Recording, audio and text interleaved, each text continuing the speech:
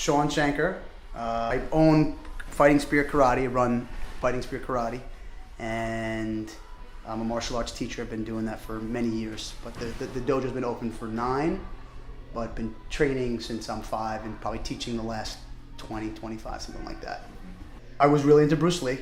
And if you probably read any martial arts interview, probably 99% of the people in the world say that, so it's nothing original there. But, got really turned on to Bruce Lee when I was young. My father kind of turned me on to that. But I had some hand-eye coordination stuff when I was young. Like I couldn't hit a baseball, had real trouble catching, and I was a little bit of a wise guy even though when I was little. And my father thought that martial arts would be great for hand-eye coordination, mostly for other sports, not necessarily just for defense or anything like that. And I kind of went into a dojo, and really first time I went, I was petrified. I think a few months later we went back, and that was it. Took my first class, and so it really came from my father. It just happened to work. When I've been a musician my whole life, a touring musician, and really at one point was really involved with the band down south that I live with and toured a lot with, and that's sort of one of my first passions. But difficult to make money as a musician. Difficult to make money in karate also, by the way. But when my wife and I moved back to this area, we lived in Georgia for years, about 10 years.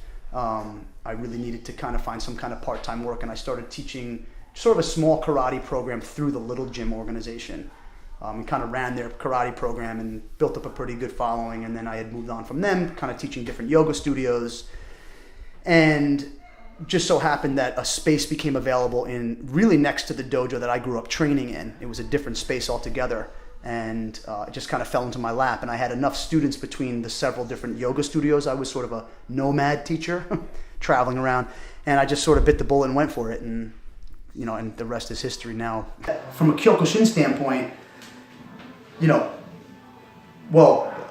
Kyokushin itself meaning ultimate truth. Okay, so philosophically, I feel like that's such an individual statement, right? It's like my ultimate truth in martial arts and life, because they somewhat mirror each other or should, right, is different than anybody else's. But it's like we're still seeking to find it, right? Whatever your ultimate truth, whatever that means in terms of how you live your life, how you treat people, the relationships you have. I feel like that's something that's very individual, but is very pure to Kyokushin and makes sense to me as a person.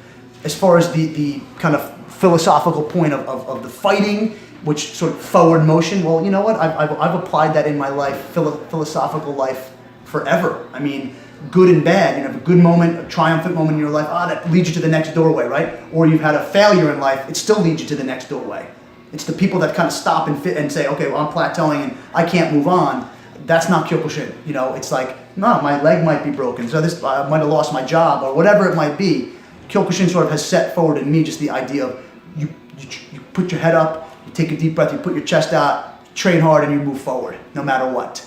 And I think that's a good life philosophy. As far as the turtle goes, which has significance to me in terms of fighting spirit, well, I think I told you a little bit about fighting spirit, so I don't think I'll dwell on that again, but I think we kind of talked about that. But the turtle part of it, a connection to my father, which I have deep connection because he turned me on to martial arts. But the turtle itself, to me, has been so representative of my growth as a human being and as a teacher and as a martial artist, but sort of the way I'd like my students to approach learning, in that, it's a very long road and it's hard, but the turtle sort of symbolizes that slow path. The other piece with the turtle is, again, been around since the dinosaurs and still here. One of the only, really living dinosaurs, so it's like there's something in that from the self-protection standpoint, that makes sense martially. Most schools operate from this perspective. A student comes in, like you said, whether they're scared, nervous, or how you persuade them, and what the teacher tries to do is, I'm the teacher, come on my path, follow me.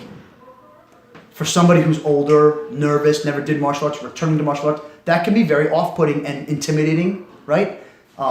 As opposed to approaching and going, listen, you're going to train hard no matter what class you take here. You're going to be safe. No one's going to judge you. And in time, a short amount of time, you're going to find that your teacher is standing behind you in how you want to chart your journey, as opposed to me saying, this is where you go.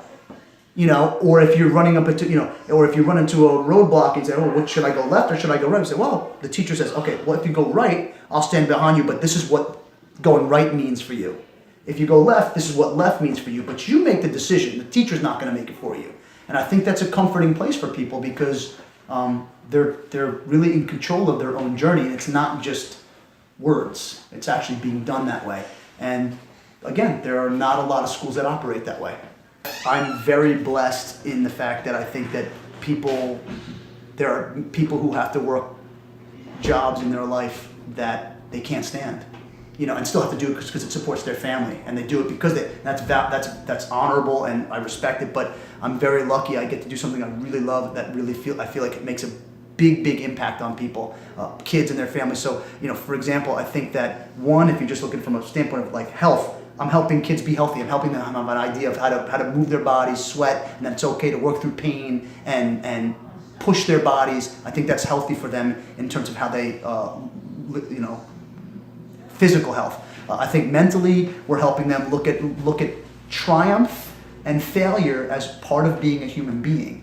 That doesn't mean you're better or worse than anybody else. It's part of the human condition. Winning and losing are part of it, and if you learn how to accept both gracefully, life is a lot easier, and you're going to do that through the rest of your life. So, but then I think on other terms, I would say that, I'm very lucky in the fact that when a student comes in and their parent fills out the waiver form and then they fill out the membership form, which asks questions about why did you bring your kid here, perseverance, balance, discipline, focus, coordination, self-defense, whatever it might be, 99% of the time, it has to do with those cerebral things. I want my kid to have confidence. I want them to believe in themselves.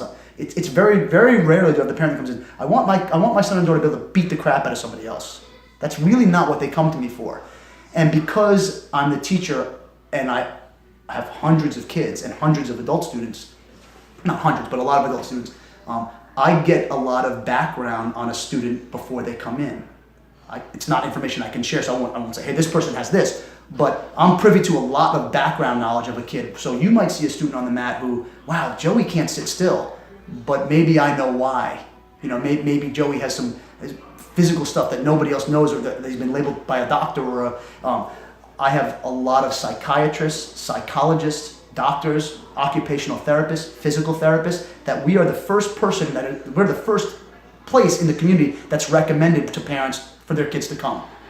And it's not because those people are sending there because, hey, we want them to go learn how to beat somebody up. So there must be something else emotionally, physically, and as a community, that we're doing for kids that they think we're going to make things better. So that feels great, and I do feel like, I have lots of parents that say to me, wow, Sensei, you have no idea, how much the dojo affects your students outside of the dojo, things you don't even hear about. For example, a very, very simple example, not that this is like super big effect in community, but, I had a student who said, they were having some issues with this student at home, but the student's perfect here, and then they started to say, hey, when you're at home, what would Sensei Sean say if you were acting that way? What would Sensei Sean say? Or when you're at home, isn't that your dojo? You wouldn't act this way when you bow onto your mat. Why would you act that way when you bow into your house? So simple things like that. And then from a bigger standpoint, we do a lot of big community events. So, we've been involved in so many charities and different things like that, where I do feel like we're sort of a pillar of the community about learning sort of relationships and how to feel good about yourself and how to feel good about interacting with other people.